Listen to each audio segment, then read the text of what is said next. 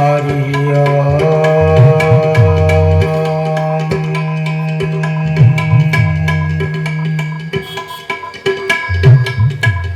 केशव कृपा सागर भक्तबंधु जगतपते अद्वैत गोपिका कांत गुरुस्वामी नमस्तुते। नवनिरदस्यामङ्गं भक्तप्रिय सदा हरि स्वयंभूचरमपाद मुक्तिमोक्ष प्रदायकं वन्दे देवगुरुं सुकान्तितनयं वन्दे जदुनन्दनं वन्दे ज्ञानहरसुषवनवकुं वन्दे जगत्कारणं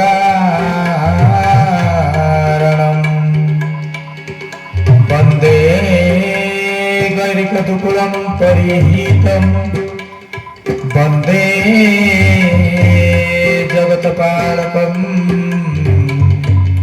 वन्दे भक्तगणाश्रय वरदं वन्दे परमात्मनं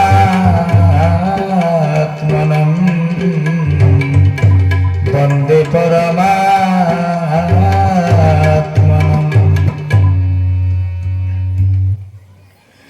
जय जय श्री गुरु स्वामी अभ्यंतर ठाकुर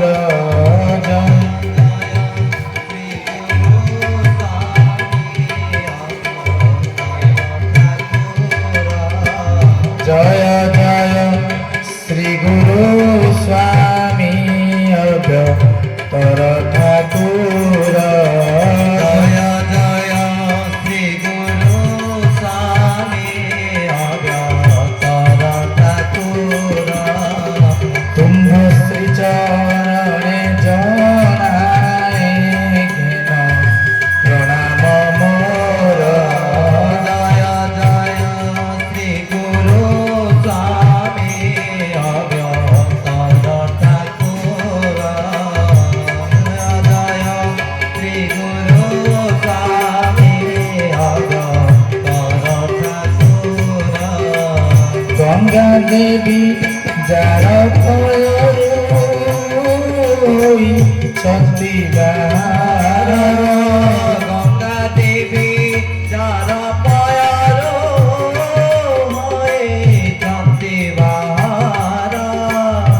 केउझर आनी धोइबी प्रभु तुम पयर जय जय श्री गुरु स्वामी अभ्यंतर ठाकुर जय जय श्री गुरु स्वामी अभ्यंतर ठाकुर करुण जार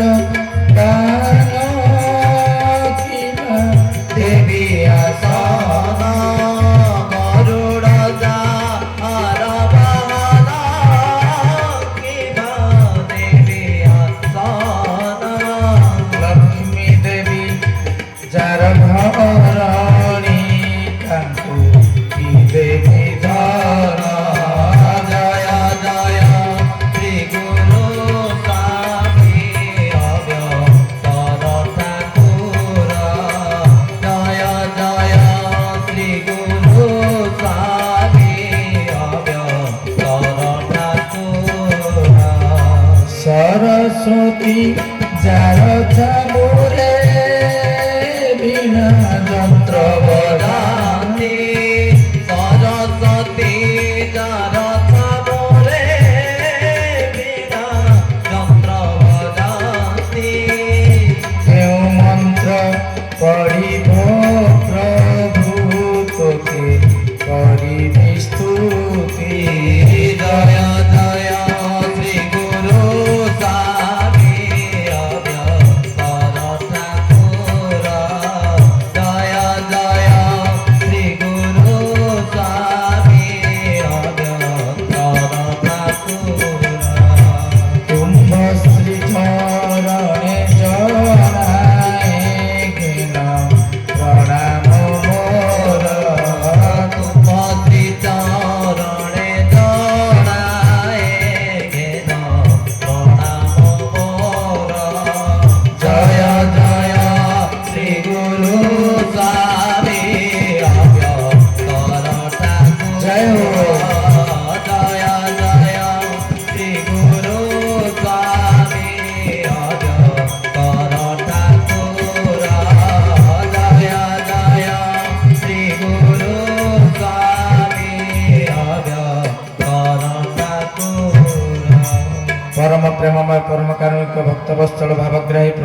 श्री श्री गुरु स्वामी की जय चरमनाथ की जय चरमधर की जय कृष्ण कल्याण बुलंद कबार।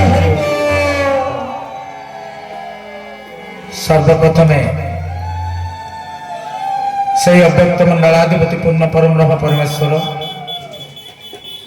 कर्तुम अकर्तुम अन्यथा कर्तुम सृष्टि प्रलय अंत करता पुणी गर्भरे संभालु से विश्वपति विश्वपिता विश्वनायक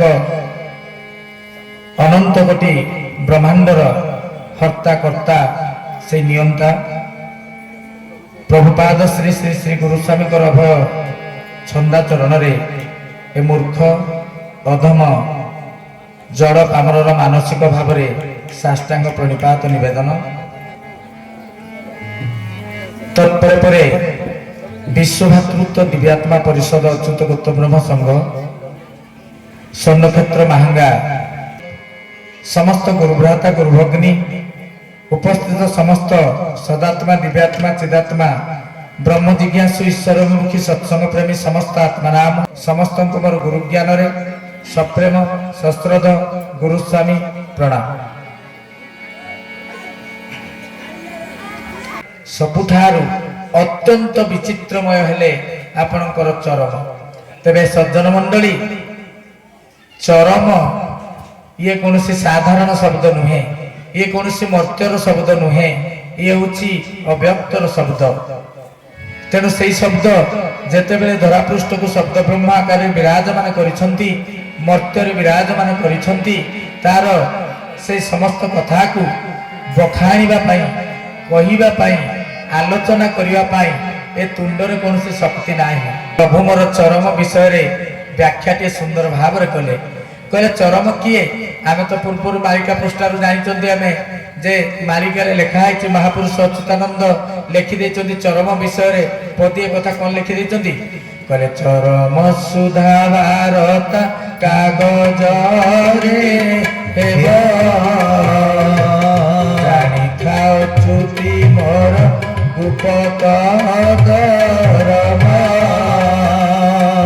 जानिता चुति मोर गुप्त दरम जानिता चुति मोर गुप्त दरम।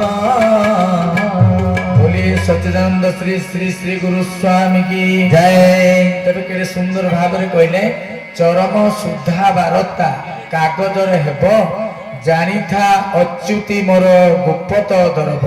तेबे सज्जन मंडली भगवान कहिदेले कौन महापुरुष अच्युतानंद को कहले प्रभु कहले धन रे मु जेते बेले धरापृष्ठ को आसीबी अव्यक्त मंडलर तुलितल्प सज्जा त्याग करी धूलीर धरणी को जेते बेले धाई आसीबी सेते बेले तू जानिबू मोर गोटे गुप्ताति गुप्त द्रव्य आसीथिबो धरापृष्ठ को ताहा कागज रे आसीथिबो तार नाम हेतिबो चरम। सेतिरे पुनी कोन आसीथिबो ना सुधा बारता अमृत तत्वर वार्ता अमृतत्व सेठी झरी पड़िथिबो। तेणु सज्जन मंडली तेणु महापुरुषकर बाणी आज सिद्ध हो जाइछि।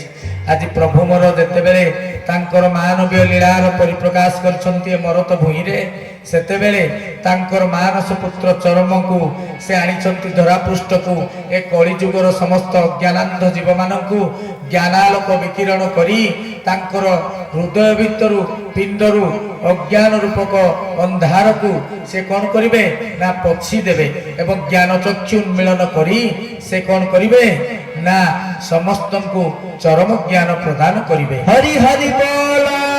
हे सज्जन मंडली से प्रभु मोर कौन कहले जे चरम सुधा बारता कागज रे हेबो। प्रभु मोर गोटे कथा कहले कहले चरम कौन से सुंदर भाव रे बुझाई देले कहले चवन चैतन रे उभा चवन चैतन रे उभा रवनेर सजाए रंग सभा मकार तत्वरे संभार धरी बकार तत्वरे संभार करी लीला करू अछि भरत पुरी नाम चरम से नाम चरम नाम चरम से ତତ୍ଵରେ ଦେଲୁ ଏ ମର୍ମ ନାମ ଚରମ ସେ ନାମ ଚରମ ନାମ ଚରମ ସେ ନାମ ଚରମ बोलिए सच्चिदानंद भगवान की ଜୟ तेबे कहले च वर्ण चैतन्य उभा र वर्णे सजाए रंग सभा म वर्णरे संहार तत्व को धरी लीला करुछि मरतपुरी हरि हरि बोला हे सज्जन मंडली एटा गोटे साधारण बुझी हेबा भलिया कथा च वर्ण चैतन्य अर्थात से कोन ना विष्णुकर प्रतीक र वर्णे सजाए रंग सभा ए सृष्टि को जिए अपरूप संहार रे गढ़ी देइचंती नद नदी बन बिल पहाड़ जिए भरी देइचंती आकाश रे रंग इंद्रधनु रे सप्त रंग समस्त जिनिस किए ना सृष्टिकर्ता प्रजापति पद्मजनी वेदर उद्गाता ब्रह्मा तेणु से कहले र वर्णे सजाए रंग सभा माने र वर्णर अर्थ प्रतीकात्मक भाव रे गले किए ना सृष्टिकर्ता ब्रह्मा कहले मकार तत्व रे संहार धरी जिए ए समग्र सृष्टि की सर्जना करछंती ब्रह्मा एवं विष्णु पालन करुछंती एवं जिए प्रलय तत्व रे संहार तत्व रे जिए अछंती से अछंती किए ना महायोगी जोगेश्वर देवदेव त्रिदेवंक मध्य रे श्रेष्ठ जोगीराज भगवान आशुतोष बला शंकर तेणु हे सज्जन मंडली कहले मकार तत्व रे संहार धरी लीला करुअछि मरतपुरी नाम चरम अक्षर तत्व रे देलु ए मर्म तेणु हे सज्जन मंडली तेणु सेई जेमिति केरे कबल्य दाता सरे शरणागति बर ब्रह्मांड नाथ सिथिक जेमिति ब्रह्मा विष्णु एवं भगवान शिव शंकरंकर मिलित तत्वर समाहार से होछंती चरम हरि हरि बोला प्रभु कहले बुझ न बुझ पढ़ चरम तेबे सृष्टिर सर्वश्रेष्ठ गुरु भूमिका रे अवतीर्ण हेई जेतेबेले से अछंती तेबे मते गोटिए कथा बुझेई दियंतु आपण माने भाई ओ पाला जेतेबेले शिष्यर कोनोसी संदेह आसे मनरे से कहा पाखकु से संदेह विमोचन पाई जिवे कहा पाखकु जिवे कहले गुरुंको पाखकु जिवे तेबे गुरु जदि कहिले जे तोर डाउट जोटा अछि तू बुझ न बुझ तू खाली पढ़ी चा तोर डाउट को से निजे आउट न करी एभली गुरु से थिले प्रभु जैसे कहले जे तुम्हें पढ़ी चाल तांकर संदेह को से विमोचन कले नहीं आमे चरमर कौन से तत्व सम्मिलित गुण तत्व सम्मिलित वार्ता को नहीं कि प्रभु पाख को गले से कहले तुम्हें बुझीबा किछि दरकार नहीं तुम्हें पढ़ी चाल आज्ञा ये कि प्रकार विचित्रता जोटी बुझीबा हमर दरकार नहीं खाली केवल पढ़ी चलिबा ये तो कौन सी गुरु संसार रे कहबे नहीं जदि शिष्य कौन सी समस्या हला गुरु को पाख को गला कहला गुरुदेव मु एई असुविधा रे पड़िछि मते टिके बुझेई दियंतु गुरु कहबे तोर बुझीबा किछि दरकार नहीं तू पढ़ी चा जदि पढ़ी न पारुछु तू कौन कर ना पूजा टिके करि दे जदि पूजा करि न पारुछु भी तू कौन ना टिके कोडी चरम पाठ होछि तू टिके श्रवण करि दे टिके भक्ति रे मथा नत करि दे मुंड टिके नई दे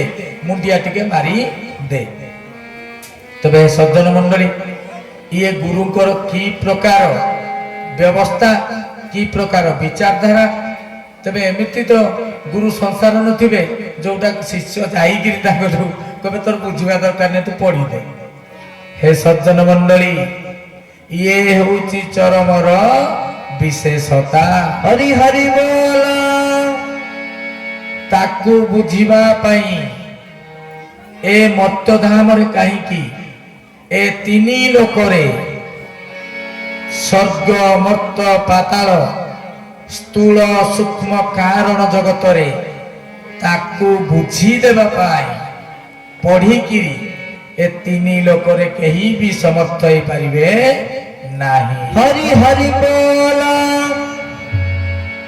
सेइति पई गुरुंकर निर्देश आसिला तू न बुझी पारिले भी पढ़ी दे पढ़िले गुरुंकर ऑर्डर आसीगला ऑर्डर निर्देश जे तू पढ़ी दे से शिष्य जदि से निर्देश को पालन कला ତେବେ ଗୁରୁଙ୍କର ନିର୍ଦ୍ଦେଶ ଯଦି ଛତ୍ର ଛତ୍ର ଅଙ୍ଗେ ଅଙ୍ଗେ ଶିଷ୍ୟ ପାଳନ କଲେ ସେ ଆଜ୍ଞା କଣ ହେଇଯାଏ ନା ଆପେ ଆପେ ପିଣ୍ଡ ଭିତରେ କ୍ରିୟାଶୀଳ ହେଇଯାଏ। ହରି ହରି ବୋଲ ପିଣ୍ଡ ମଧ୍ୟରେ ଚୈତନ୍ୟଶୀଳ ହେଇଯାଏ। ତେବେ ହେ ସଜ୍ଜନ ମଣ୍ଡଳୀ ସେଇଥିପାଇଁ ପ୍ରଭୁ ମୋର ପଦିଏ କଥା କହିଲେ ଚରମ ଗାଭୀର ଗୋଟିଏ ଚିର ତାକୁ ଦହୁଛନ୍ତି ଦେବତା ନର।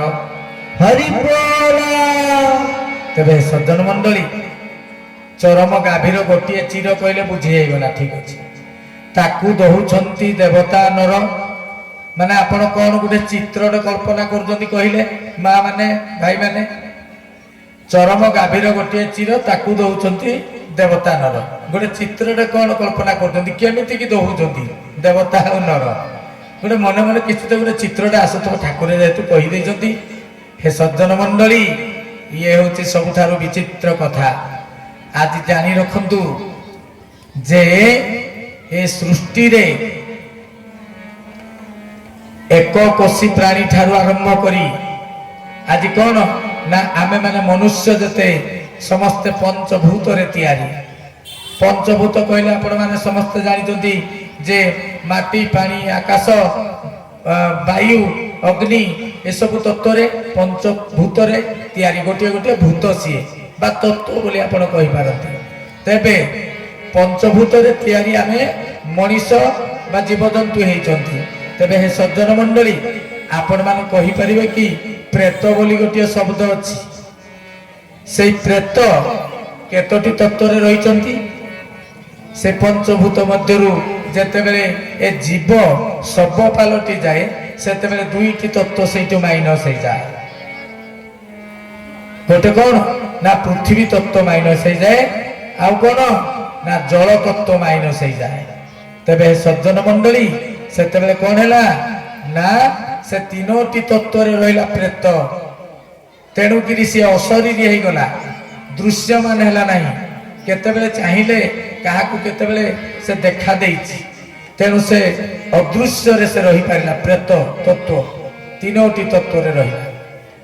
ତାପରେ ଗୋଟିଏ ତତ୍ତ୍ୱରେ ମଧ୍ୟ ଜୀବଜନ୍ତୁ ଅଛନ୍ତି। କଣ ଅଛି? ଜୀବ ଜୀବାତ୍ମା ଅଛନ୍ତି। ଯେମିତିକି ଆପଣଙ୍କର କୋଟି କୋଟି ଡିଗ୍ରୀ ସେଲସିୟସ୍ ଥିବା ସକଳ ଶକ୍ତିର ଆଧାର ସୂର୍ଯ୍ୟ ଯେତେବେଳେ ତାଙ୍କର ସୂର୍ଯ୍ୟାଲୋକ ବିକିରଣ କରୁଛନ୍ତି, ସେ କୋଟି କୋଟି ଡିଗ୍ରୀ ସେଲସିୟସ୍ ଭିତରେ ବି ଜୀବଙ୍କର ସନ୍ଧାନ ମିଳିଛି। ସିଏ ହେଉଛି ଅଗ୍ନି ତତ୍ତ୍ୱର ଜୀବ। ଅଗ୍ନି ତତ୍ତ୍ୱରେ ସେ ଜୀବ ଗଠିତ। ତାକୁ ଯେତେ ଡିଗ୍ରୀ ସେଲସିୟସ୍ ଦେଲେ ବି ସେ ତାର ମରିବାର କିଛି ନାହିଁ, ସେ ଅଗ୍ନି ତତ୍ତ୍ୱରେ ତିଆରି। ଗୋଟିଏ ଜୀବ ଜଳ ତତ୍ତ୍ୱରେ ତିଆରି, କିଏ ଉଭୟ ଅଗ୍ନି ଏବଂ ଜଳ ତତ୍ତ୍ୱରେ ତିଆରି, କିଏ ଉଭୟ ଅଗ୍ନି ଜଳ ଏବଂ ମାଟି ତତ୍ତ୍ୱରେ ତିଆରି। ଏଭଳିଆ ଅନେକ କୋଟି କୋଟି ଜୀବ ସବୁ ଅଛନ୍ତି। ତେଣୁ ଆମେ କେବଳ ଭାବୁଛନ୍ତି ଆମେ ମନୁଷ୍ୟ ମାନେ, ଆମେ ଯୋଉ ମଣିଷ ଆସିଛନ୍ତି ଦାଟୁ ଆମ ଗୁରୁ ଭାଇ ଭଉଣୀଙ୍କ ପାଇଁ ଚରମ ପ୍ରଭୁ 1 ରୁ 50 ନମ୍ବର ପର୍ଯ୍ୟନ୍ତ ଲେଖିକିରି ପଳେଇ ଗଲେ। ହେ ସଜ୍ଜନ ମଣ୍ଡଳୀ ପ୍ରଭୁ ମୋର ଗୋଟିଏ ବାର୍ତ୍ତା କହିଛନ୍ତି, କହିଲେ ଧନରେ ତୋର କ୍ଷୁଦ୍ର ବା ସୀମିତ ବୁଦ୍ଧିରେ ତୁ ସ୍ରଷ୍ଟାଙ୍କର ବିଶାଳ ସୃଷ୍ଟିକୁ ମାପି ପାରିବୁ ନାହିଁ। ହରି ହରି ବୋଲ କହିଲେ ତୋର ବୁଦ୍ଧି କେତେ? କହିଲେ ସୂର୍ଯ୍ୟକୁ ତୁ ଟର୍ଚ୍ଚ ଧରିକିରି ଖୋଜିବୁ ଯାଇକିରି? ସୂର୍ଯ୍ୟକୁ ଆମେ ଟର୍ଚ୍ଚ ଧରିକି ଯଦି ଖୋଜିବା ତେବେ ପାଇପାରିବା ନା। ତେବେ ହେ ସଜ୍ଜନ ମଣ୍ଡଳୀ ପ୍ରଭୁ କହିଲେ ସ୍ରଷ୍ଟାଙ୍କର ଅନନ୍ତମୟ ବିଶାଳମୟ ସୃଷ୍ଟିକୁ ତୁ ଖୋଜି ମାନେ କଣ ନା କିଛି ତୁ ଜାଣିପାରିବୁ ନାହିଁ ସେ ସୃଷ୍ଟି ବିଷୟରେ। କିଏ ଏକକୋଷୀ ଜୀବ, କିଏ ବହୁକୋଷୀ ଜୀବ, କିଏ ଗୋଟିଏ ତତ୍ତ୍ୱରେ ସୃଷ୍ଟ ଜୀବ, କିଏ ଦୁଇଟି ତତ୍ତ୍ୱର ସମାହାରରେ ସୃଷ୍ଟ ଜୀବ, କିଏ ତିନୋଟି ତତ୍ତ୍ୱର ସମାହାରରେ ସୃଷ୍ଟ ଜୀବ, କିଏ ପଞ୍ଚଭୂତର ସମାହାରରେ ସୃଷ୍ଟ ଜୀବ। ହରି ହରି ବୋଲ ତେଣୁ ହେ ସଜ୍ଜନ ମଣ୍ଡଳୀ ସେଇଥିପାଇଁ ପ୍ରଭୁ ମୋର କହିଲେ ଯେ ଧନରେ ମୁଁ ଯେତେବେଳେ ଚରମ ଦେଇଛି କେବଳ ତୋରି ପାଇଁ ମୁଁ ପ୍ରଦାନ କରିନାହିଁ, ଏ ସମଗ୍ର ସୃଷ୍ଟି ପାଇଁ ମୁଁ ପ୍ରଦାନ କରିଛି। ଯେହେତୁ ମୁଁ ସ୍ରଷ୍ଟା, ମୁଁ ପ୍ରଦାନ କରିଛି ସମସ୍ତ ଏକ କୋଷୀ ଠାରୁ ବହୁ କୋଷୀ ପର୍ଯ୍ୟନ୍ତ ଜୀବମାନଙ୍କ ପାଇଁ। ପ୍ରଦାନ କରିଛି 33 କୋଟି ଦେବାଦେବୀ ମାନଙ୍କ ପାଇଁ, ପ୍ରଦାନ କରିଛି ଯକ୍ଷ ନାଗ କିନ୍ନର ଚାରଣ ଗନ୍ଧର୍ବ ବିଦ୍ୟାଧର ମାନଙ୍କ ପାଇଁ, ଇନ୍ଦ୍ରାଦି ଦେବଗଣ ମାନଙ୍କ ପାଇଁ। ହେ ସଜ୍ଜନ ମଣ୍ଡଳୀ, ସେଇଥିପାଇଁ ପ୍ରଭୁ ମୋର କଣ କଲେ କହିଲେ, କଣ ନା ଚରମ ଗାଭୀର ଗୋଟିଏ ଚିର ତାକୁ ଦହୁଛନ୍ତି ଦେବତାନର। ହେ ଭାଇ ଓ ଭଉଣୀ ମାନେ ମନେ ରଖିଥାନ୍ତୁ, କେବଳ ମାତ୍ର ଚରମ ଆମ ପାଇଁ 20 ରୁ 30% ଆମ ମାନଙ୍କ ପାଇଁ ଲେଖା ହେଇଛି। ତାକୁ ସମସ୍ତ ଦେବତା ଗଣ ଯେତେ କାରଣ ଜଗତ ପର୍ଯ୍ୟନ୍ତ ପ୍ରଭୁ ଲେଖିଛନ୍ତି। ଇଏ ହେଲା ସ୍ଥୂଳ ଜଗତ, ଏହାକୁ କୁହାଯାଏ ଶକଟାକ୍ଷ ମଣ୍ଡଳ ବା ଶକଟକ ମଣ୍ଡଳ। ଏହାର ଯୋଜନ ପରେ ଯୋଜନ, ଅନନ୍ତ କୋଟି ଯୋଜନ ପରେ ରହିଛନ୍ତି ସୂକ୍ଷ୍ମ ଜଗତ, ଯାହାର ଅଧିକାରୀ ସ୍ୱୟଂ ବ୍ରହ୍ମା ବିଷ୍ଣୁ ଏବଂ ଶିବ। ତାର ଯୋଜନ ପରେ ସହସ୍ର ଯୋଜନ ପରେ ଅଛି କିଏ ନା କାରଣ ଜଗତ, ଯାହାଙ୍କର ଅଧିକାରୀ, ଯାହାକୁ ଆପଣ କଣ ନା ମହାବିଷ୍ଣୁ ବା ମହାଲକ୍ଷ୍ମୀ କହିପାରନ୍ତି, ଯାହାର ଅଧିକାରୀ ନିତ୍ୟ କୃଷ୍ଣ ଏବଂ ନିତ୍ୟ ରାଧା କହିପାରନ୍ତି, ଯାହାକୁ ଆପଣ ଗୋଲୋକ ମଣ୍ଡଳ କହିପାରନ୍ତି, ଯାହାକୁ ଆପଣ ପରବ୍ରହ୍ମ ମଣ୍ଡଳ କହିପାରନ୍ତି। ତେବେ ସେଇ ହେଉଛନ୍ତି ତାର ଅଧିକାରୀ।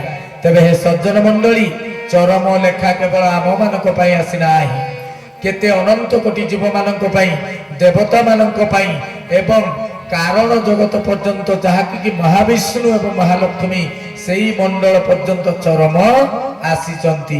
ସେ ତେଣୁ ଚରମକୁ ସେଇଥିପାଇଁ ଦେଖିବେ, ଆପଣ ଯେକୌଣସି ସମସ୍ୟାରେ ପଡ଼ନ୍ତୁ, ଆପଣ ସ୍ୱାମୀ ସ୍ତ୍ରୀ ବି ଟିକେ ଟିକେ କଣ ବାକ ବିତଣ୍ଡା ହେଇଯାଉ, ଟିକେ ଟିକେ ମନାନ୍ତର ମତାନ୍ତର ହେଇଯାଉ, ଆପଣ ଦେଖିବେ ମନ ଭାରାକ୍ରାନ୍ତ ଥିବ। ସେଇଦିନ ଯାଇକିରି ପ୍ରଭୁଙ୍କର କର୍ମଧାରା କରୁଥିଲା ବେଳେ ଆମେ ଯେତେବେଳେ ଯାଇକି ଚରମକୁ ପାଠ କରନ୍ତି, ଆମେ ଯୋଉ ଗ୍ଲାନିରେ ପଡ଼ିଥିବା, ଯୋଉ ଦ୍ୱନ୍ଦ୍ୱରେ ପଡ଼ିଥିବା, ଯୋଉ ବିଷାଦରେ ଆମେ ପଡ଼ିଥିବା, ସେଇଦିନ ସେ ଦ୍ୱନ୍ଦ୍ୱ ବିଷାଦ ଗ୍ଲାନି ସେଇ ଚରମରେ ପତ୍ରସ୍ଥ ହେଇଯାଇଥାଏ। ହରି ହରି ବୋଲ। ଇଏ ହେଉଛି ପ୍ରଭୁଙ୍କର ଆଉ ଗୋଟିଏ ବିଚିତ୍ରତା। ତେଣୁ ଚିନ୍ତା କରନ୍ତୁ। ତେଣୁ ଆପଣମାନେ ଯଦି ଭାବୁଥିବେ ଯେ ଚରମ ଗୋଟିଏ ପୁସ୍ତକ, ତାହା ନୁହେଁ। ଚରମ ହେଉଛନ୍ତି ସ୍ୱୟଂ ପ୍ରଭୁଙ୍କର ଗୋଟିଏ କାର୍ଯ୍ୟକାରିଣୀ ଅଙ୍ଗ। ହରି ହରି ବୋଲ। ସିଏ ଚେତନଶୀଳ। ତେଣୁ ହେ ସଜ୍ଜନ ମଣ୍ଡଳୀ, ତେଣୁ ତାକୁ ଦେବତା ମାନେ ମଧ୍ୟ ଲାଳାୟିତ ଅଛନ୍ତି ତାକୁ ଦୋହି ନେବା ପାଇଁ। ସେ ଜ୍ଞାନକୁ କାହିଁକି ପ୍ରଭୁ ମୋର କହିଲେ, ଠାକୁର କହିଲେ ଆଗାମୀ ସମୟରେ 1,00,000 ଟଙ୍କା ଦେଲେ ମଧ୍ୟ ଚରମଟିଏ ମିଳିବ ନାହିଁ। ମତେ ଭାଇ ଓ ବାପା ମାନେ ବୁଝେଇ ଦେଲେ ଯେ ଆଗାମୀ ସମୟରେ 1,00,000 ଟଙ୍କା ଦେଲେ ଚରମ ମିଳିବ ନାହିଁ, ମାନେ ଚରମ କୁଆଡେ ଯିବେ, କଣ ହେବ ଯେ ଚରମ ମିଳିବ ନାହିଁ, ମତେ ବୁଝାନ୍ତୁ। ଶାସ୍ତ୍ର କହନ୍ତି ଯେ ଆଗାମୀ ସମୟରେ ଆଉ ଟଙ୍କାର ମୂଲ୍ୟ ରହିବ ନାହିଁ, ଟଙ୍କା ରହିବ ନାହିଁ।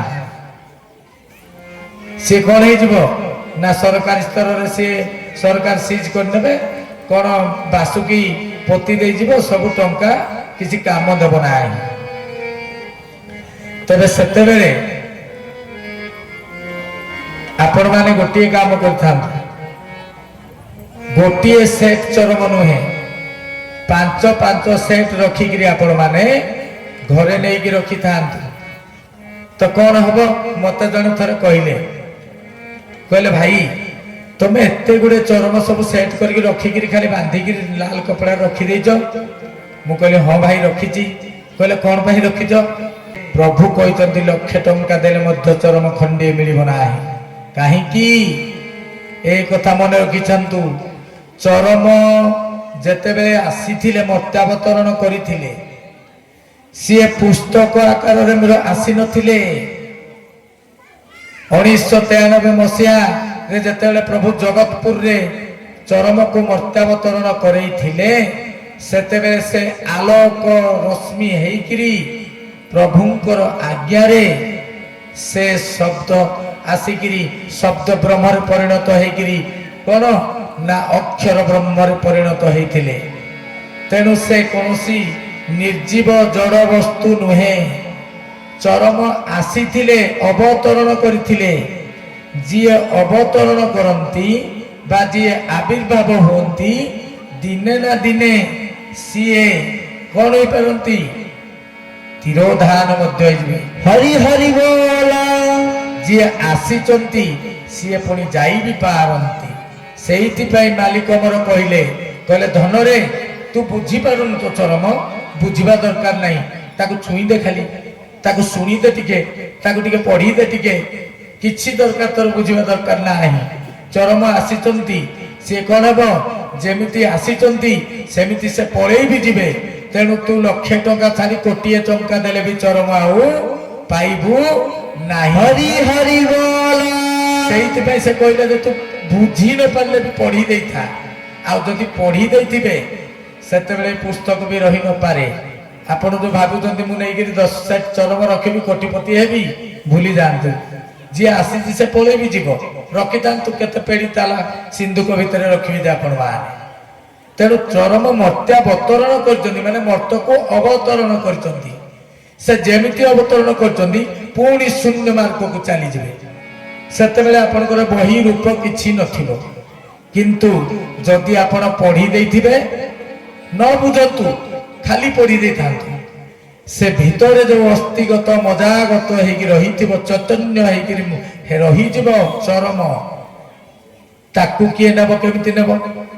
ମନେ କରନ୍ତୁ, ଚରମ ଏଭଳି ଭାବରେ ପ୍ରଚାରିତ ହେଲା, ତାର ଡିମାଣ୍ଡ ହେଲା ଯେ ଲକ୍ଷେ ଟଙ୍କା ଦେଲେ ବି ମିଳିବ ନାହିଁ। ଚାରିଆଡେ ପୃଥିବୀ ସାରା ପ୍ରଚାର ହେଇଗଲା ଯେ ଚରମ ବହିକୁ ସ୍ପର୍ଶ କରିଲେ ବି କ୍ରିୟା ହେବ। ଚରମ ପ୍ରଭୁଙ୍କର ସ୍ୱହସ୍ତ ଲିଖିତ ବାଣୀ। ଚୋର ଡକାୟତ ମାନେ ଆସିବେ, ଗୁଣ୍ଡା ମାନେ ମୁଣ୍ଡରେ ବନ୍ଧୁକ ଥୋଇଦେବେ, ଦେ ଚରମ ଦେ। ଆପଣ କଣ କରିବେ? ବାଧ୍ୟ ଦେବେ, ଦେଇଦେବେ ଜୀବନ ବଞ୍ଚେଇବା ପାଇଁ।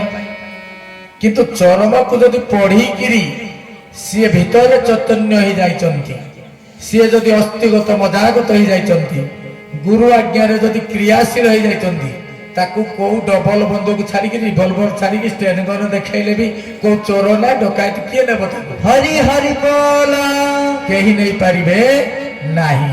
ତେଣୁ ହେ ସଜ୍ଜନ ମଣ୍ଡଳୀ, ସେଇଥିପାଇଁ ଗୁରୁ କହିଲେ ତୁ ବୁଝ ନ ବୁଝ ପଢି ଦେଇଥା ଚରମ, କିଛି ଦରକାର ନାହିଁ ବୁଝିବାର, ଆପେ ଆପେ ବୁଝା ପଡିଯିବ, ଆପେ ଆପେ ବୁଝି ହେଇ ଯିବ। ତେଣୁ ହେ ସଜ୍ଜନ ମଣ୍ଡଳୀ, ଆଗକୁ ସେ ସମୟ ଆସୁଛି, ମାଲିକ ସେଥିପାଇଁ କହିଲେ ତୋତେ ବୁଝି ହେଇଯିବ ରେ, ତୁ କିଛି ମୋର ଆଜ୍ଞାଟା ଖାଲି ପାଳନ କର। ତେଣୁ ଆପଣ ମାନଙ୍କୁ ହାତ ଧରିକି ବିନମ୍ର ନିବେଦନ କରିବି, ଚରମ ଥରେ ନୁହେଁ, ଯେତେ ଥର ପାରୁଛନ୍ତି ପଢି ଚାଲନ୍ତୁ। ହରି ବୋଲ ଆମେ ଯେତେ ଥର ପାରିବା ପଢିବା।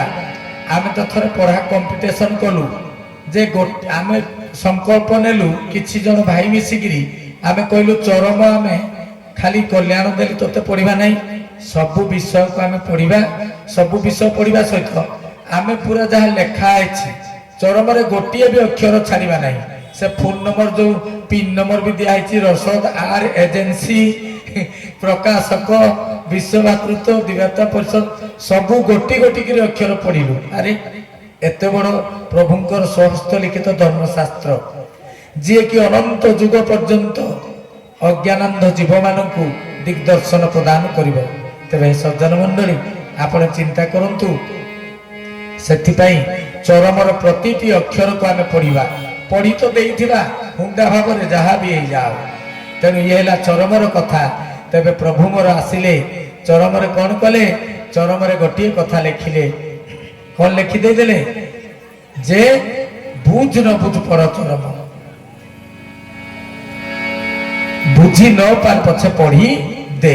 କହିଲେ ଧୀରେ ଧୀରେ ତେବେ ଏହି ଚରମ ଭେଦି ଚରି ଯିବ ତୁମ ମରଣ। କଣ କଲେ? ଆଜ୍ଞା ପାଳନ କଲେ। ଆଜ୍ଞା କଣ ନା ପଢି ଦେ, ଖାଲି ପଢି ଦେ ଚରମ ଲାଗୁ। ତେଣୁ ସଜ୍ଜନ ମଣ୍ଡଳୀ, ଇଏ ହେଉଛି ଚରମର ବିଶେଷତା, ଇଏ ହେଉଛି ଚରମର ମହିମା। ଆଉ ଗୋଟିଏ ପ୍ରଭୁ କଣ ଲେଖିଲେ ଚରମରେ? କହିଲେ ଚରମରେ ତୁ ମର୍ତ୍ତ୍ୟ ଧାମକୁ ଆସିଛୁ ଶୁଣି ଖୁସି ହେଲି। ଆଗେ ମତେ କହିଲେ ଚରମ ପ୍ରଭୁ କାହାକୁ କାହାକୁ କହିଛନ୍ତି ଚରମ ବୋଲି? ଅପା ମାନେ ପ୍ରଭୁ କାହାକୁ ଚରମ ବୋଲି କହିଛନ୍ତି? ମୁଁ କହୁଛି ପ୍ରଭୁ 12 ନମ୍ବର ଚରମର 13 ନମ୍ବର ପୃଷ୍ଠାର 14 ନମ୍ବର ଧାଡ଼ିରେ ଏଇଆ କହିଛନ୍ତି, ତୁ କଣ ଜାଣିଛୁ? ଆପଣ ମତେ କହୁଛନ୍ତି ପ୍ରଭୁ 34 ନମ୍ବର ଚରମର 35 ନମ୍ବର ଧାଡ଼ିରେ ଏଇଆ ଲେଖିଦେଇଛନ୍ତି, ତୁ କଣ ଜାଣିଛୁ? ଆରେ ଭାଇ, ଜ୍ଞାନ ମାଲିକ ଦେଇଛି, ସିଏ ମାଲିକ ଜ୍ଞାନ ଦେଇକି ନୀରବ ହେଇକି ବଇଛି। ତାରି ଜ୍ଞାନରେ ପୁଣି ଆମେ ଜ୍ଞାନୀ ନୁହେଁ, ଘୋଷି ଦେଇକିରି ମନେ ରଖି ଦେଇକିରି ଆମେ ବାହାସ୍ପଟ ମାରିକିରି ପରସ୍ପରକୁ ପୃଷ୍ଠା ଦେଖେଇବାରେ ବାହାରିଲେଣି। ମାଲିକ ମୋର ହସୁଥିବେ, ମୋ ଛୁଆ ଗୁଡାକ କିଏ କୋଉରେ କରେ, କୋଉ ସ୍ତରର ଛୁଆ ଆମର ପଠେଇଲି, ମୋ ଛୁଆ ଆସିକି କରୁଛି କଣ? ମୋରି ଦେଇଥିବା ଜ୍ଞାନକୁ ନ ବୁଝି ନ ସୁଝି ସୃଷ୍ଟିରେ ପଢିବ ତମେ, ବୁଝେଇବ ଚରମକୁ ବୁଝେଇବା ପାଇଁ ପ୍ରଭୁ ଯଦି ବୁଝି ହେଇଥାନ୍ତା, ମାଲିକ ମୋର କଣ ପାଇଁ କହିଲେ ନ ବୁଝୁ ପଢ ଚରମ? ଗୋଟେ ତ କଳ୍ପନା କରନ୍ତୁ, ଚିନ୍ତା ତ କରନ୍ତୁ। ହେ ସଜ୍ଜନ ମଣ୍ଡଳୀ, ଦେବତା ମାନେ ମଧ୍ୟ ବୁଝି ପାରିବେ ନାହିଁ। ହରି ହରି ବୋଲ। କାରଣ ଜଗତ ପର୍ଯ୍ୟନ୍ତ ବୁଝି ପାରୁନାହାନ୍ତି ତାଙ୍କର ପ୍ରଭୁଙ୍କର ମାନସ ସନ୍ତାନ ମାନେ। କାରଣ ଜଗତରେ କିଏ ଅଛନ୍ତି? ସ୍ୱୟଂ ମହାବିଷ୍ଣୁ ଆଉ ମହାଲକ୍ଷ୍ମୀ, ଯାହାକୁ ନିଦା ବିଷ୍ଣୁ ବୋଲି କୁହାଯାଏ, ଯାହାଙ୍କ ଠାରୁ ସମସ୍ତ ଅବତାର, ଯାହାଙ୍କ ଠାରୁ ସମସ୍ତ ଅବତାରୀ ତତ୍ଵ, ଯାହାଙ୍କ ଠାରୁ ସମସ୍ତ ଗୁରୁ ଅଙ୍ଗ ତତ୍ଵ ସମସ୍ତେ ଧରା ପୃଷ୍ଠକୁ ଆସନ୍ତି।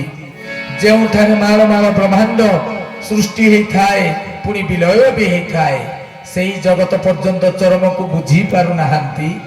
ତେଣୁ ଆମେ ଆସିଛନ୍ତି ଜ୍ଞାନ ବୁଝି, ଆମେ ପରସ୍ପରକୁ ଫିଙ୍ଗା ଫୋପଡ଼ା ହଉଛନ୍ତି ଗ୍ରୁପ ଖୋଲିକିରି।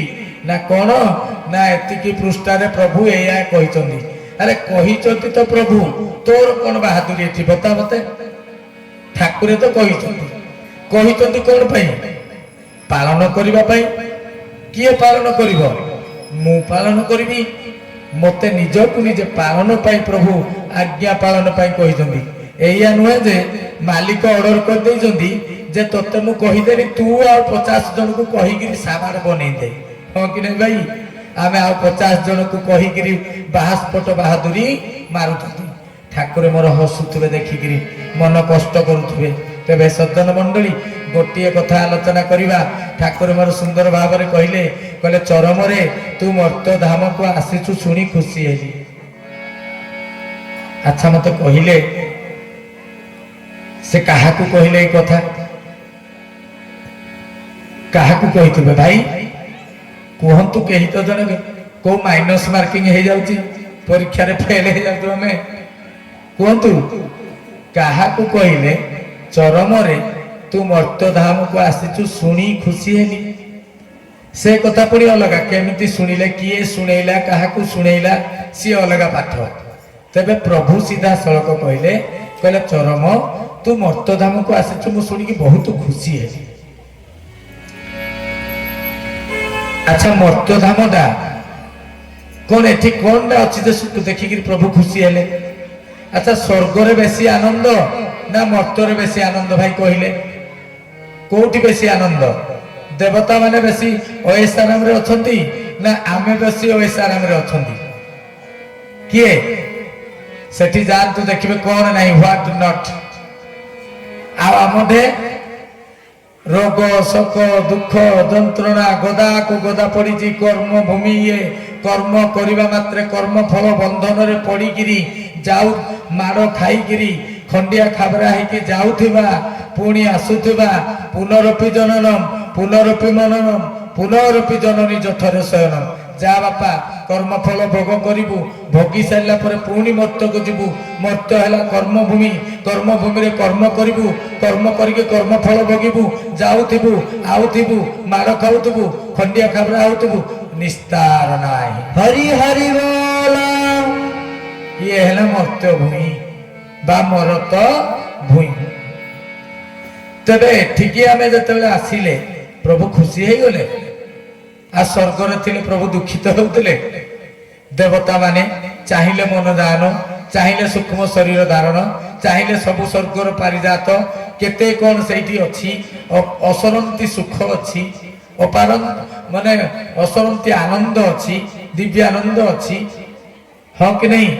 ତେବେ ସଜ୍ଜନ ମଣ୍ଡଳୀ, ତେବେ ମାଲିକ ମୋର କହିଲେ कहले चरमरे तू मर्त्य धाम को आसिଛୁ ମୁଁ ଶୁଣି ଖୁସି ହେଇଗଲି कोन ପାଇଁ काहींकी खुशी हेले हे सज्जन मंडली ये साधारण भाव में प्रभु मोर कही ना गोटे कथा मत कही पारे देवता मानकर आयुष केते भाई देवता मानकर आयुष केते सेवा अमर बर पाई अमृत चाखी देइचंदी हाँ कि नहीं लक्ष लक्ष वर्ष बंचिबे से माने अच्छा मु टिके पूर्व कहूली देवराज्य कली अच्छी झगड़ा अच्छी ना नहीं सेठी अभिशप्त होउचंदी देवता माने ना नहीं सेठी झगड़ा झांटी होउची ना नहीं तांको तांको भितर वाद विसंवाद होउची कि नहीं होउची तबे हे सज्जन मंडली किंतु तांकर आयुष होउची लक्ष लक्ष वर्ष बा अमर बर बोलिकी आपण भाबी नहीं थांतु एभली जीव अछंती जो माने भी लक्ष लक्ष वर्ष बंचुचंदी हजार हजार वर्ष बंचुचंदी शह शह वर्ष बंचुचंदी गोटे जन्म आसिले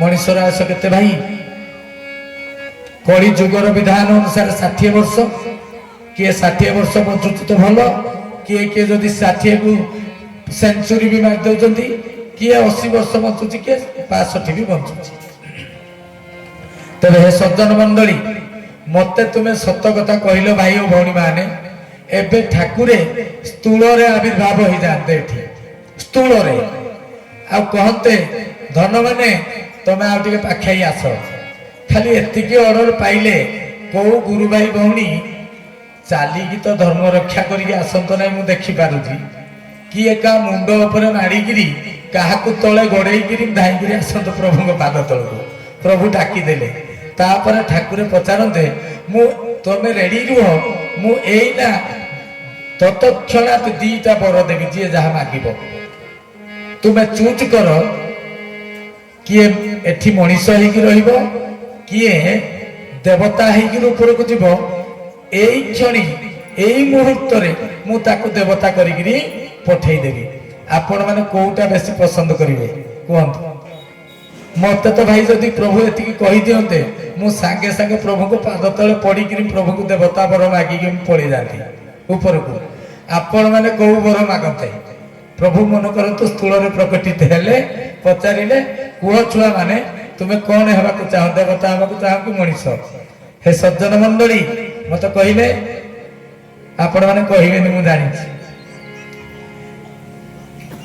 गोटे कथा जानी रखंतु ठाकुर मोर कहले तू मर्त्य धाम को आसिछु सुनी खुशी हेली हे सज्जन मंडली गोटे देवता अभिशप्त हेले से देवता अभिशाप कटिबा पई से लक्ष लक्ष वर्ष सेठी रहिछि भोगी चालिछि तेबे शास्त्र रे कथा उल्लेख अछि जे देवता माने प्रत्येक देवता लालायित जे मर्त्य धाम रे मनीष रूप रे जन्म नेबा पाई काहींकी से माने लालायित ये होची चरमर रहस्य काहींकी लालायित से माने एठी तो आपण आसिले दुख शोक रोग जंत्रणा जेमिति अति बड़ी जगन्नाथ दास भागवत रे लिखि देले कोन लिखिले से कहले जे देह थिले सर्व पाई जळे जेसने चंद्र छाई कहले याको आमे केते किए केते प्रकार बुझी जंदी आज जदी होली आसिला कि दीपावली आसिला कि पूर्णिमा आसिला कि संक्रांति आसिला रे खाई साइलुनी हां भाई खाई साइलिनी को खाइलु ना खीरी खिचड़ी पोलो बिरयानी ए सब खाई चल मारी चल आगु काहे कि ना खाई पी थिले सेने भाई कथा ए शरीर थिले सब अछि ना खाई चलो तुमे माछ मांस अंडा चिकन बिरयानी सब खाई चलो कारण शरीर थिले सब अछि हे सज्जन मंडली प्रभु मोर लेखिले केशव कबल्य कणिकारे कहले अति बड़ी जगन्नाथ दास जेतेले भागवत रचना कले भक्ति सोपान 18 गोटी स्तर अछि 18 स्तर शीर्षतम सोपान रे जाई भागवत को रचना करछन्ते अति बड़ी जगन्नाथ दास आउ भागवत को मध्य 18 प्रकार अर्थ विन्यास करा जाई पारे हरि हरि बोल तबे गोटे कथा सेठी से लिखिले कहले देह थिले सर्व पाई आमे खुशी हे जाऊ खाई चल रे जहा पारुच कारण देह अछि ମାନେ ଦେହ ରହିଲେ ଯାଇକି ସିନା ଯାହା କରିବା ଧର୍ମ କର୍ମ, ତେଣୁ ଖାଅ। ହେ ସଜ୍ଜନ ମଣ୍ଡଳୀ, ଆମେ କିନ୍ତୁ ସମସ୍ତେ ବୁଝିପାରନ୍ତି ନାହିଁ। ଦେହ ଅଛି ମାନେ ରୋଗ ଅଛି, ଦେହ ଅଛି ମାନେ ଯନ୍ତ୍ରଣା ଅଛି, ଦେହ ଅଛି ମାନେ ଭୋଗ ଅଛି। ଯେମିତିକି ପୋଖରୀରେ ବା ପୁଷ୍କରିଣୀରେ ଜଳ ଅଛି ମାନେ ଚନ୍ଦ୍ରର ତାର କଣ ପ୍ରତିବିମ୍ବ ଏଠି ପ୍ରତିବିମ୍ବିତ ହେଉଛି। ଯଦି ପୋଖରୀରେ ବା ପୁଷ୍କରିଣୀରେ ପାଣି ନାହିଁ, ଚନ୍ଦ୍ରର ଛାଇ ପଡିବ କି? ଯାଇକି ଦେଖିବେ, ପଡିବ କି ଭାଇ? ଯଦି ପୋଖରୀ ଭିତରେ ପାଣି ଅଛି ବୋଲି ଚନ୍ଦ୍ରର ଛାଇଟା ପଡୁଛି, ଯଦି ପାଣି ନାହିଁ ସୁଖାଟା, ଚନ୍ଦ୍ର ଛାଇ ପଡିବ? ଠିକ ସେମିତି ସେଇଥିପାଇଁ ପ୍ରଭୁ ଆସିଲେ, କହିଲେ ରେ ଜୀବାତ୍ମା, ତୁ ଜଡ଼ ହେଇକି ରହିଛୁ, ତୁ ମୂଢ ହେଇକି ରହିଛୁ, ତୋର ଗୋଟେ ନିର୍ଦ୍ଦିଷ୍ଟ ଲକ୍ଷ୍ୟ ଅଛି, ତୁ ସେ ଲକ୍ଷ୍ୟ ବିଷୟରେ ସଚେତନ ହ। ତେଣୁ ସେଇ ଲକ୍ଷ୍ୟଟା କଣ? କହିଲେ ଆମର ଲକ୍ଷ୍ୟ ଚରମ। ହରି ହରି ବୋଲ। କହିଲେ ତତେ ଏଭଳି ଏକ ସ୍ଥାନକୁ ମୁଁ ନେଇଯିବି ଯେଉଁଠାରେ ରୋଗ ନାହିଁ, ଶୋକ ନାହିଁ, ଦୁଃଖ ନାହିଁ, ଯନ୍ତ୍ରଣା ନାହିଁ, ଆନନ୍ଦ ନାହିଁ କି ବିଷାଦ ମଧ୍ୟ ନାହିଁ, ଦିନ ନାହିଁ କି ରାତି ମଧ୍ୟ ନାହିଁ, ଦୁଃଖ ନାହିଁ କି କ୍ଲେଶ ମଧ୍ୟ ନାହିଁ। ହେ ସଜ୍ଜନ ମଣ୍ଡଳୀ, ସେଟା କୋଉ ସ୍ଥାନ? ଚରମ। ସେଇ ଚରମ ସ୍ଥାନକୁ ନେଇ ଯିବା ପାଇଁ ପ୍ରଭୁ ଆମକୁ ଆଣିଲେ। ଆଉ ତାଙ୍କର କଣ ପ୍ରଦାନ କଲେ? ନା ସେ ଧାରା ପ୍ରଦାନ କଲେ। ତେଣୁ ହେ ସଜ୍ଜନ ମଣ୍ଡଳୀ, ସେଇଥିପାଇଁ ସେ କହିଲେ ଏଠି ରହିବୁ ମାଡ଼ ଖାଇବୁ, ଏ ମର୍ତ୍ତ୍ୟରେ ରହିବୁ ଦୁଃଖ ପାଇବୁ, ମର୍ତ୍ତ୍ୟରେ ରହିବୁ ଯନ୍ତ୍ରଣା ପାଇବୁ, ମର୍ତ୍ତ୍ୟରେ ରହିବୁ କ୍ଲେଶ ପାଇବୁ, କର୍ମ କରିବୁ କର୍ମ ବନ୍ଧନରେ ପଡ଼ିବୁ, ପୁଣି ଯିବୁ ଉପରକୁ। ତେଣୁ ହେ ସଜ୍ଜନ ମଣ୍ଡଳୀ, ସେଇଥିପାଇଁ ମୁକ୍ତି ମୋକ୍ଷ ନିର୍ବାଣର ପଥକୁ ଉନ୍ମୁକ୍ତ କରିବା ପାଇଁ ପ୍ରଭୁଙ୍କୁ ସ୍ୱୟଂ ଆସିବା ପାଇଁ ପଡ଼ିଲା ଗୁରୁ ଅଙ୍ଗରେ ଧରା ପୃଷ୍ଠକୁ। କାହିଁକି ନା ପ୍ରଭୁ ଯଦି ଆସିନଥାନ୍ତେ ନିର୍ବାଣର ପଥ ଉନ୍ମୁକ୍ତ ହେଇପାରି ନଥାନ୍ତା। ହରି ହରି ବୋଲ। ମୁକ୍ତି ମୋକ୍ଷ ପାଇସାରିଲା ପରେ ଜୀବର ପ୍ଲେସଟା ବା ଜୀବର ଜାଗା ସେଫ୍ଟି ନୁହେଁ। ଜାଣି ରଖନ୍ତୁ ଭାଇ ଓ ଭଉଣୀ ମାନେ, ଜ୍ଞାନୀ ଗୁଣୀ ପଣ୍ଡିତ ମଣ୍ଡଳୀ, ଜୀବ ମୁକ୍ତି ମୋକ୍ଷ ପାଇଗଲା, ସେ ଭାବିଦେଲା ମୁଁ ଖୁସି ହେଇଯାଇଛି, ମୋର ଇପ୍ସିତ ବସ୍ତୁକୁ ପାଇଯାଇଛି, ନଦୀ ସାଗରରେ ମିଶିଗଲା ବୋଲି ଭାବିଲା। ଏ ଦୀପଶିଖା ତାର ମୂଳ ଦାହିଦା ଶକ୍ତି ସୂର୍ଯ୍ୟ, ତେଣୁ ଉପରକୁ ଦୀପଶିଖା ଉଠୁଛି, କାରଣ ତାର ମୂଳ ପିଣ୍ଡ ହେଲା ସୂର୍ଯ୍ୟ। ଜଳକୁ ଢାଳିଦେବା, ଜଳ ତଳକୁ ତଳ ଖୋଜିକି ଯିବ। କାହିଁକି ନା ଜଳର ଧର୍ମ ହେଲା ତାର ମୂଳ ପିଣ୍ଡ ସମୁଦ୍ରରେ ମିଶିଯିବା। ତେଣୁ ହେ ସଜ୍ଜନ ମଣ୍ଡଳୀ, ଆତ୍ମାର ମୂଳ ଧର୍ମ ହେଲା ପରମାତ୍ମାଙ୍କ ଠାରେ ଲୀନ ହେଇଯିବା। ତେଣୁ ପରମାତ୍ମାଙ୍କ ଠାରେ ଜୀବ ସହଜରେ ଲୀନ ହେଇପାରେ ନାହିଁ, ଜାଣି ରଖିଥାନ୍ତୁ। କାହିଁକି? ହେ ସଜ୍ଜନ ମଣ୍ଡଳୀ, ଇଏ ଗୋଟିଏ ବଡ଼ ବିଚିତ୍ର କଥା। ଆଜି ପ୍ରଭୁ ଆସିଲେ ସେ କଥା ଜଣେଇଲେ, ନହେଲେ ଅନନ୍ତ କାଳ ପର୍ଯ୍ୟନ୍ତ ଯୁଗ ଯୁଗ ଧରି ଏ କଥା ରହସ୍ୟ ଏବଂ ଅମୀମାଂସିତ ହେଇକି ରହିଯାଇଥାନ୍ତା। ଅମୀମାଂସିତ କାହିଁକି ଜାଣିଛନ୍ତି? କେମିତି? କୋଉଠିକେ ନିର୍ବାଣ ପାଇଲାନି ବୋଲି ମତେ କିଏ ଦେଖେଇ ପାରିବେ ଶାସ୍ତ୍ରରେ? ନିର୍ବାଣ କିଏ ପାଇଛି? ହେ ସଜ୍ଜନ ମଣ୍ଡଳୀ, ହାତ ଯୋଡ଼ିକି ବିନମ୍ରତାର ସହିତ କହିବି, ପଢନ୍ତୁ ଭାଗବତ ଆପଣ ମାନେ। ଲେଖା ହେଇଛି କୁବୁଜା ମୋକ୍ଷ, ନନ୍ଦ ମୋକ୍ଷ, ପୁତନା ମୋକ୍ଷ। ଯେତେ ପଢନ୍ତୁ ମୋକ୍ଷ ଲେଖାଯାଇଛି ଭାଗବତରେ, ନିର୍ବାଣ ଶବ୍ଦ ଲଗାଯାଇ ନାହିଁ। ହରି ହରି ବୋଲ। କାହିଁକି ନା ନିର୍ବାଣ ପୁରୁଷ ହିଁ କେବଳ ନିର୍ବାଣ ପ୍ରାପ୍ତି କରାଇ ପାରିବେ। ପ୍ରଭୁପାଦ ଶ୍ରୀ ଶ୍ରୀ ଶ୍ରୀ ଗୁରୁ ହରି ହରି ସ୍ୱାମୀ। ବୋଲ। କେମିତି? ଆଚ୍ଛା, ମୋକ୍ଷ ପାଇଲେ ଆପଣଙ୍କ ଜାଗା ସୁରକ୍ଷିତ ନୁହେଁ? ନୁହେଁ ଆଜ୍ଞା। ମୋକ୍ଷ ତାହେଲେ କୋଉଟା? ଯାହା ସତ୍ୟ, ଯାହା ନିତ୍ୟ, ଯାହା ନିରତି ସତ୍ୟ ନିରତିଶୟ, ଯାହା ଦିବ୍ୟାନୁଭବ, ଯାହା ଶାଶ୍ୱତ, ସେଇଟା ହଉଛି ମୋକ୍ଷ। କିନ୍ତୁ ମୋକ୍ଷର ଫଳ ଭୋଗ ପରେ ଧର୍ମଫଳ ଭୋଗ ପରେ ପୁଣି ଜୀବ ଧରା ପୃଷ୍ଠକୁ ଆସିବା ପାଇଁ ବାଧ୍ୟ। ଏଠି କର୍ମ ଭୂମିକି ଆସିଲେ କର୍ମ କରିବା ପାଇଁ ବାଧ୍ୟ। କର୍ମ କଲେ କର୍ମ ଫଳ ଭୋଗ କରିବାକୁ ପୁଣି ବାଧ୍ୟ। ଯାଉଥିବୁ ଆସୁଥିବୁ, କେବେ ଶାନ୍ତି ନାହିଁ। ମୋକ୍ଷ ବି ସେଫ୍ଟି ପ୍ଲେସ୍ ନୁହେଁ, ସୁରକ୍ଷିତ ସ୍ଥାନ ନୁହେଁ। ତେବେ ସୁରକ୍ଷିତ ସ୍ଥାନ କୋଉଟା? ନିର୍ବାଣ। ତେବେ ନିର୍ବାଣକୁ ଯିବ କାହିଁକି ଯାଇପାରେ ନା? ହେ ସଜ୍ଜନ ମଣ୍ଡଳୀ, ମନ ଦେଇକିରି କଥାବସ୍ତୁକୁ ଶ୍ରବଣ କରିବା ହେବେ। ପ୍ରଭୁ ମୋର ଲେଖି ଦେଇଛନ୍ତି ମାୟା ମୋହ ବିଷୟରେ। ଆଜି ପର୍ଯ୍ୟନ୍ତ ଏଯାବତ୍ ଯେତେ ବି ଧରା ପୃଷ୍ଠକୁ ଶାସ୍ତ୍ର, ପୁରାଣ, ଗୀତା, ଭାଗବତ, ବେଦ, ବେଦାନ୍ତ ସମସ୍ତ ଆସିଛନ୍ତି, ସମସ୍ତେ କେବଳ ଲେଖିଛନ୍ତି ମାୟା। ମାୟାର ପ୍ରକାର ଭେଦ ଦେଇଛନ୍ତି କି?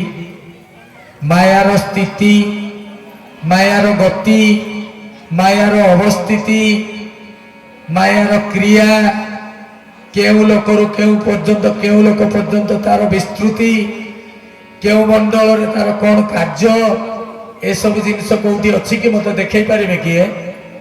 ଦେଖେଇ ପାରିବେ ନାହିଁ। ହେ ସଜ୍ଜନ ମଣ୍ଡଳୀ, ସମସ୍ତେ ମୋହ କଥା କହିଛନ୍ତି। ଆପଣମାନେ ଦେଖେଇ ପାରିବେ ଯେ ମୋହର ସ୍ଥିତି କୋଉଠି? ମୋହଟେ ଅଛି ଯେ ମୋହର ଗୋଟେ ନିର୍ଦ୍ଦିଷ୍ଟ ଆକାର ଅଛି, ଆକୃତି ଅଛି। କହିଲେ ଦେଖିଆ ମୋହର ଆକୃତିଟା କେମିତିଆ? ପାରିବେ ଦେଖେଇ କୋଉଠି ଅଛି? ମୋହର ଗତି କେତେ ପର୍ଯ୍ୟନ୍ତ ଦେଖେଇ ପାରିବେ? କେତେ ପ୍ରକାରିଆ ମୋହ? ଆଜି ଯିବ ଗୋଟେ କଥା ମନ ଦେଇକି ଶୁଣିବେ। ଆପଣ ମାନେ ଚାଲିକି ଯାଉଛନ୍ତି, ଗୋଟେ ଏଣ୍ଡୁଅ ଯାଉଛି ଦୌଡ଼ିକିରି, ଏଣ୍ଡୁଅଟି କିଛି କ୍ଷତି କରୁନାହିଁ, କିନ୍ତୁ ଆପଣ ଟେକାଟିଏ ଧରିକି ଏଣ୍ଡୁଅକୁ ମାରି ଦଉଛନ୍ତି, ସେ ଭିତରେ ଆପଣଙ୍କୁ କ୍ଷତି କରିନି। ଇଏ ହଉଛି ଗୋଟେ ମୋହର କାର୍ଯ୍ୟ। ତେବେ କୋଉ ମୋହ? ସେ ମୋହ କେମିତି କ୍ରିୟା କରେ, କଣ କାର୍ଯ୍ୟ କରେ, ସେ ଜିନିଷରେ ବତେଇ ପାରିବେ କି? ହେ ସଜ୍ଜନ ମଣ୍ଡଳୀ, ସୃଷ୍ଟିରେ ଏଭଳି କୌଣସି ଶାସ୍ତ୍ର ନାହିଁ ଯାହା ଏ ପ୍ରକାର ଅତୀବ ରହସ୍ୟପୂର୍ଣ୍ଣ ଗୂଢ଼ ତତ୍ତ୍ୱ ସମ୍ବଳିତ ତଥ୍ୟକୁ ଉଲ୍ଲେଖ କରିଥିବା ବା ଜନଜଗତ ପାଇଁ ଆଜି ପର୍ଯ୍ୟନ୍ତ ସେ ଶାସ୍ତ୍ର ରଚିତ ହେଇକି ଥିବ। କିନ୍ତୁ ହେ ସଦାତ୍ମା ମଣ୍ଡଳୀ, ଆପଣମାନେ ମୋ ପ୍ରଭୁଙ୍କର ସ୍ୱହସ୍ତ ଲିଖିତ ବାଣୀ ଚରମ ପୃଷ୍ଠାକୁ ନେଇକିରି ପଢ଼ନ୍ତୁ। ଏ ପ୍ରକାର ଅମୀମାଂସିତ ତଥ୍ୟକୁ ଆପଣମାନେ ସମସ୍ତେ ଜାଣିପାରିବେ ନିମିଷକ ମଧ୍ୟରେ। କେମିତି ଭାବରେ କୋଉ ମୋହ କାର୍ଯ୍ୟକାରୀ ହେଲେ ଆପଣ ଚାଲି ଯାଉଥିବେ, ଗଛ ବିଚରାଟା ଫୁଲ ଗଛଟା ଅଛି, ସେ ଆପଣଙ୍କର କିଛି କ୍ଷତି କରିନି, ଆପଣ ତାକୁ ଛିଣ୍ଡେଇ ଦେବେ। ଶରୀର ଭିତରେ ଗୋଟେ ମୋହ କାମ କରେ, ଅର୍ଚ୍ଚ ଦୈବାତ ମୋହ। ଆପଣ କୋଉ ମୋହ କାର୍ଯ୍ୟକାରୀ କଲେ ଆପଣଙ୍କୁ snow powder, fair lovely, fair and handsome, scent, ଅତର ମାଖିବା ପାଇଁ ଇଚ୍ଛା ହବ। ଗୋଟେ ମୋହ ଅଛି, ସେଟା ସହଜରେ ହବ ନାହିଁ। ତେଣୁ ମୋ ପ୍ରଭୁ ଲେଖି ଦେଇଛନ୍ତି ଦହ୍ୟ ମୋହ କଣ? ଏମିତି ମୋହ ଅଛି ଯେଉଁ ମୋହ ପୁରାତନକୁ ଭାଙ୍ଗି ରୁଜି ନୂତନତ ସୃଷ୍ଟି କରିଦିଏ। ସେଟାକୁ ହେଲା ଆପଣଙ୍କର ଦହ୍ୟ ମୋହ। ସେଟା କିଏ? ନା ଦସ୍ୟୁ ରତ୍ନାକର ବାଲ୍ମୀକି ହେଇଗଲେ। ଦସ୍ୟୁ ରତ୍ନାକର ପୁରାତନ ସ୍ଥିତି ଥିଲା ଚୋର, ଖଣ୍ଟ, ଡକାୟତ। ଗୋଟିଏ ମୋହ ତାଙ୍କୁ ଦସ୍ୟୁ ରତ୍ନାକରରୁ ବାଲ୍ମୀକିକୁ ନେଇକି ରଖିଦେଲା। ଚିନ୍ତା ହରି ହରି ବୋଲ। ପୁଣି ବିଶ୍ୱାମିତ୍ର ମେନକା ପ୍ରେମରେ ପଡ଼ି ପୁଣି ତଳକୁ ଖସି ଆସିଲେ। ଚିନ୍ତା କରନ୍ତୁ ଆପଣ, ଗୋଟିଏ ମୋହ ସେଇଟା। ତେଣୁ କେଉଁ ମୋହ କେଉଁଠାରେ କାର୍ଯ୍ୟ କରେ, କେତେ ଦୂର ପର୍ଯ୍ୟନ୍ତ କାର୍ଯ୍ୟ କରେ, ତାର ସ୍ଥାନ କେତେ ଦୂର ପର୍ଯ୍ୟନ୍ତ, ଇଏ ଗୋଟେ ବିଚିତ୍ର କଥା। ପଢ଼ନ୍ତୁ ଆପଣ ପ୍ରଭୁଙ୍କର ଅମଳ ବିମଳ ମାନସ ସନ୍ତାନ ଚରମ ପୃଷ୍ଠାରେ ସବୁ ରହସ୍ୟାବୃତ କଥା ଲିପିବଦ୍ଧ ହେଇକି ରହିଛି।